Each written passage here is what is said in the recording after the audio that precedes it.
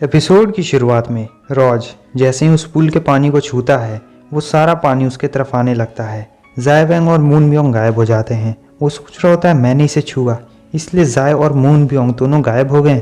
Chief कहते हैं वक्त आ गया है रॉज, अब तुम्हें अंदर जाना होगा।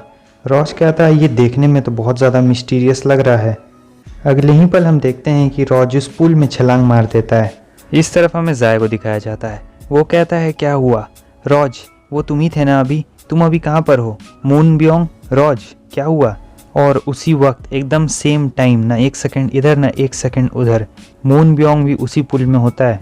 वो कहता है मैंने अभी अपने दो शरारती स्टूडेंट्स को यहाँ पानी की सरफेस पे देखा। वहाँ पीछे जो उसके दोस्त होते हैं वो कहते हैं हम तुम्हारी आवाज़ नहीं सुन पा रहे हैं। फिर अब इसे भी पता चल चुका होता है कि वो लोग इसकी आवाज़ नहीं सुन सकते हैं।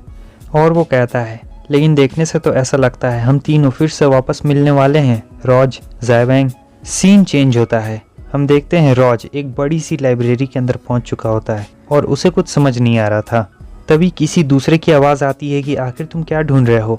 रॉज पीछे पलट के देखता है तो वहाँ देखता है कि वो एक छोटी सी बच्ची है। वो कहती है कि वो इसका घर है। रॉज सोच में पड़ जाता है कि ये छोटी बच्ची ये मेरे सामने कितनी देर से ऐसे बैठी हुई है, मैं इसकी प्रेजेंस को फील भी नहीं कर पा रहा हूँ।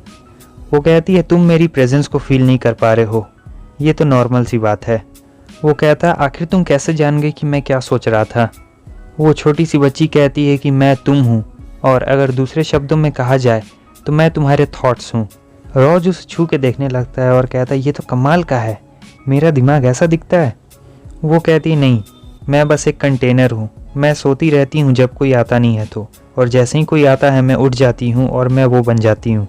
रॉज कहता है क्या हमेशा सोती रहती हो? और वो सोच रहा होता है इसका मतलब ये पहले वाला मैं हूँ।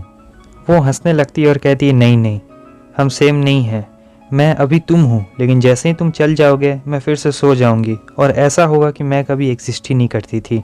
रॉज कहता है ओह, मैं तो ये भूल ही गया था कि जो भी मैं सोचूंगा तुम वो सभी चीज़ें सुन सकती हो, तो बताओ तुम यहाँ पर क्या कर रही हो? वो कहती है हाँ, अब ना तुम पॉइंट पे आए हो, मैं तुम्हारी मदद कर सकती हूँ तुम्हारी स्किल्स को चुनने में। रॉज कहता है लेकिन ये कैसे हो सकता है, यहाँ पर तो ढेर सारी किताबें हैं। वो कहती है यहाँ पर जितनी भी बुक है वो सभी एक स्किल्स है। वो कहता है लेकिन ये तो बहुत सारी है।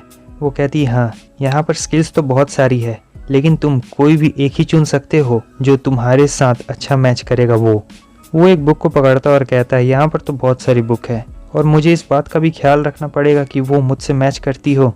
वो उस बुक को लेकर उसे खोलने की कोशिश कर रहा होता है, लेकिन वो बुक उससे खुलती ही नहीं है। वो बच्ची उसे बताती है कि जो बुक तुम्हारे से बिलोंग नहीं करेगी वो बुक नहीं खुलने वाली है। वो कहता है तब तो यहाँ पर ढेर सारी किताबें हैं, आखिर मैं कैसे चुनने वाला हूँ? वो कहती है कि बुक से बात करो। सीन चेंज होता है। हम देखते हैं कि वो सभी लोग आग जला के बैठे हुए होते हैं और फेरी सोच रही होती है कि पता नहीं रॉज का क्या हुआ होगा, क्या वो ठीक होगा? लेकिन वो पहले से ज़्यादा ताकतवर हो चुका है, इसलिए वो ठीक ही होगा। लेकिन एक बात है, जब से रॉज यहाँ पर आया है फाइनल रियलम के अंदर, मैं बहुत ज़्यादा चेंज हो चुकी हूँ। और फिर वो अपने पुराने वाले के बारे में बताती है कि जब वो पहले नहीं आया था तब उसके जैसे बहुत सारे लोग एक हॉल के अंदर उन सभी लोग का इंतज़ार कर रहे थे। मुझे नहीं पता है कि मैंने इसके लिए कितने साल का इंतज़ार किया है, 100 साल या 1000 साल। ऐसे ही टाइम बीतते गया और मैं इंतज़ार करते गई। मुझे ये बिल्कुल नहीं पता था कि आखिर मेरी एग्जिस्टेंस का मतलब क्या है, लेकिन मुझे ये पता था कि मुझे किसी को दिशा दिखानी है। तभी उसे एल्फ की बात याद आती है कि कभी कभी तो मुझे भी ये नहीं पता होता है कि आखिर हमारी एग्जिस्टेंस का मतलब क्या है। मैंने पहले कभी इसके बारे में नहीं सोचा है कि आखिर मैं एग्जिस्ट क्यों करती हूँ, क्योंकि पास्ट में मैं बस इतना जानती थी कि मुझे अपने टेस्टर को दिशा दिखानी है, और अगर टेस्टर फेल हो गया तो मैं भी उसके साथ साथ गायब हो जाऊँगी। या फिर अंत में अगर सभी नेविगेटर्स की पावर को एब्जॉर्ब कर लेने के बाद मैं ह्यूमन बन सकती हूँ, तो क्या मेरी डेस्टिनी ह्यूमन बनना है? मगर ह्यूमन बनने के बाद मैं उस दुनिया में जाऊँगी जहाँ पर मेरे जैसे और भी ढेर सारे लोग होंगे। मैं वहाँ पे क्या करूँगी? मैं वहाँ पे कैसे रहूँगी? क्या मुझे फिर से अकेले रहना होगा? मुझे नहीं पता है। ये सब मुझे बहुत ज़्यादा अजीब लग रहा है। मैं किसी भी सवाल का जवाब नहीं ढूंढ पा रही हूँ क्योंकि मेरे दिमाग में ये सब दूसरी नॉलेज भरी हुई है। वो एल्फ कहती है क्या हुआ, तुम ठीक तो हो ना? फेरी कहती है नहीं नहीं, मैं तो बस किसी चीज़ के बारे में सोच रही थी। वो एल्फ कहती है कि ये जगह कुछ ज़्यादा ही शांत है, यहाँ कोई भी आवाज़ नहीं आ रही है। फेरी उससे कहती है, क्या तुम एग्जिस्टेंस का मतलब जानती हो? मेरा मतलब ये है कि तुम इस दुनिया में जी रही हो तो तुम इसका मतलब तो जानती ही होगी। क्या उसमें कोई चेंज है? वो हंसने लगती है और कहती है, आखिर तुम्हारे मन में ये सवाल आया कैसे? तुम्हारा मिशन काफ़ी क्लियर है। मुझे लगा था कि तुम्हारे मन में कोई भी डाउट्स नहीं होंगे। फेरी कहती है, मुझे नहीं पता है, लेकिन जितने दिन से मैं रॉज के साथ रह रही हूँ तो मुझे धीरे धीरे ऐसा महसूस हो रहा है कि मुझे कुछ पता चल रहा है। जब मैं रॉज को देखती हूँ तो अनकॉन्शियसली मैं अपने आप से ये सवाल करती हूँ, लेकिन ये सवाल क्या मैं ये अपने आप से कर सकती हूँ? वो एल्फ कहती है, लगता है वो भी किसी चीज़ को लेकर बहुत ज़्यादा कन्फ्यूज्ड है। वो भी किसी चीज़ को ढूंढना चाहता है। ये उसकी आंखों में साफ साफ नज़र आता है। मगर मैं उस क्वेश्चन के बारे में नहीं जानती हूँ जो तुमने अभी अभी मुझसे पूछा। अगर मैं एग्जिस्टेंस का मतलब जानती हूँ तो मुझे नहीं पता है कि क्या चेंज हुआ है या फिर कुछ भी चेंज नहीं हुआ है।